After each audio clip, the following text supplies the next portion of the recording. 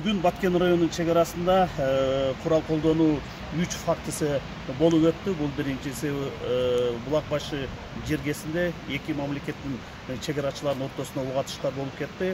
Экинчиси саат 15-тер чамасында бул Баткен районунун Достук айылында дагы атышуулар болуп, саат 15-те Самаркандык айылдагы чегарада дагы атыштар болуп кетти. Биз азыркы учурда Достук айылда Сакей областынын губернатору жана күч структуралардын жетекчилери менен бирдикте сүйлөшүүлөрдү улантып жатабыз. Биринчиден бул сүйлөшүүлөрдү азыр чечип жатабыз. Биргеликтеги башкаруу пунктун орнотуу боюнча. Экинчиси кайсыл айылдардын чегарасында ок атуулар болду, ошол жерге күч структураларынын жетекчилерин жоопту кылып туруп дайындап жатабыз. Үчүнчү маселе кылып туруп бүт келген кошумча күч структураларды, күчтөрдү биз өзүнүн дайыма кызмат кылган жерлерине кайтаруу боюнча сүйлөштүк. Азыркы учурда биз Достук айылында турабыз.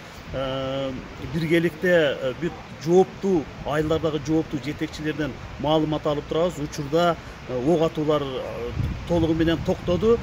Бирок азыр биз жумуштарды кайра кошумча жүргүзүшүбүз керек. Андан тышкары Бейлек районуна дагы акимге тапшырма койдук. Коңшу өлкөнүн акими менен бирдикте жолугушуп, чегарада түшүндүрүү элдердин ичинде түшүндүрүү иштерин жүргүзүп, ошол жакта тынчтыкты кармап, бир кандайдыр бир паникага бербөө максатында иштерди жүргүзгүлөдө.